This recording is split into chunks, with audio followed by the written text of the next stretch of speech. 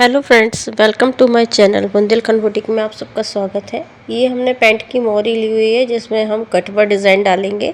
By chance आपकी लंबाई कम हो गई है या पुरानी पैंट है या नया डिज़ाइन डालना है तो आप कुछ इस तरीके से आइडिया ले सकते हैं। तो हमने एक ये पट्टी ली हुई है। पट्टी की जो चौड़ाई है तो ये 3.25 इंच की है। आप चाहो तो 3 इंच की भी ले सकते हो।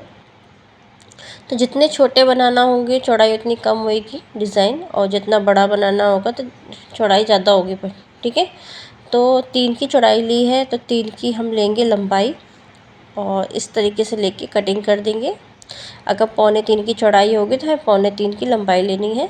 ठीक है, एक तो ये तरीका है इस बॉक्स को काटने का, और दूसरा तरीका ये है कुछ इस तरीके से आप फोल्ड कर दीजिए और जहाँ से कपड़े का एंड हुआ है वहीं से हमें कपड़ा चालू करना है। देखिए इस तरीके से।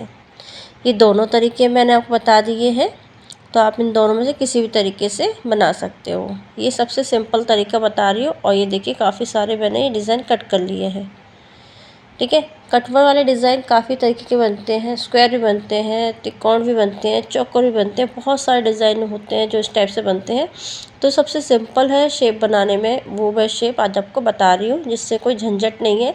अगर सेम टू सेम कपड़ा नहीं है तो आप कुर्ते का कपड़ा भी ले सकते हो, जिसकी पैंट का कुर्ता है वो कपड़ा भी ले सकते हो। अदरवाइज़ से अगर कोई प्रिंट बना हुआ है या कोई, तो अदरवाइज़ कोई दूसरा कलर भी ले सकते हो।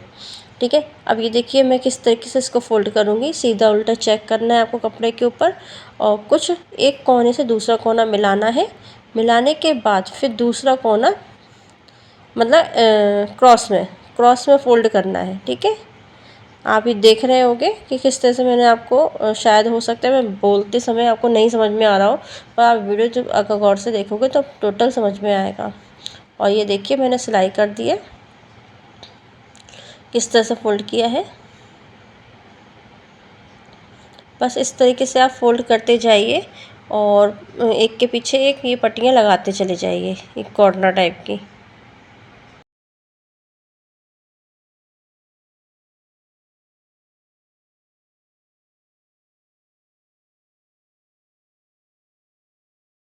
ये देखिए हमने एक लेयर टाइप की बना ली है।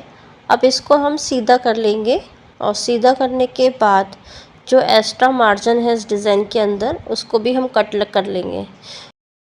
एक्स्ट्रा मार्जिन की कटिंग करने के बाद अब हम लेंगे पैंट की मोहरी, और पैंट की मोहरी को हम सीधा बिछा लेंगे। उसके ऊपर से हमें ये डिज़ाइन लगाना है। डिज़ाइन करीबन हमें आधा से 1 इंच दूरी पे लगाना है। अगर आपको इससे ज़्यादा नहीं लगाइएगा, क्योंकि इससे ज़्यादा जब डिज़ाइन पे आप लगाओगे मार्जिन छोड़ के तो ये जब बैक साइड पे सिलाई करोगे ना तो इस डिज़ाइन के ऊपर आएगा। तो इसलिए आपको 1 से आधा इंच की दूरी पे ही हमें मार्जिन छोड़ते हुए हमें ये डिज़ाइन लगाना है। इससे ज़्यादा दूरी पे नहीं लगाइएगा।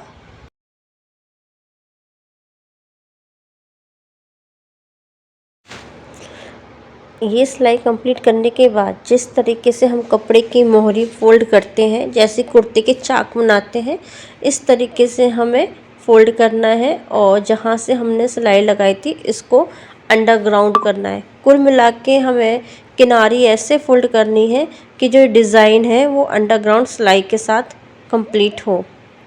आप गौर से देखिएगा कि किस तरीके से मैं फ़ोल्ड करती जा रही हूँ, और किस लिए मैंने आपको 1 इंच से भी कम कपड़ा बोला था, आधा से 1 इंच कम, कि आपको इससे ज़्यादा नहीं छोड़ना है।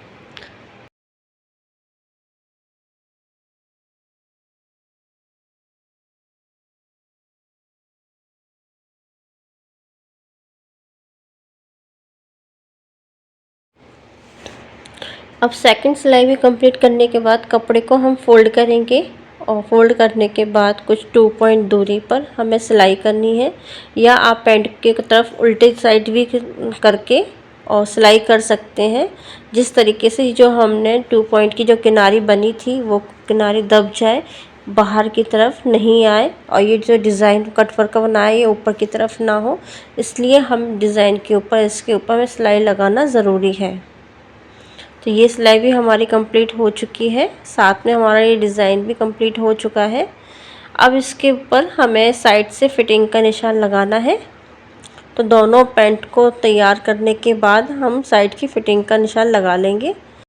आपको ये वीडियो कैसी लगी कमेंट करके ज़रूर बताइएगा। मिलते हैं नेक्स्ट वीडियो में, तब तक के लिए बाय बाय।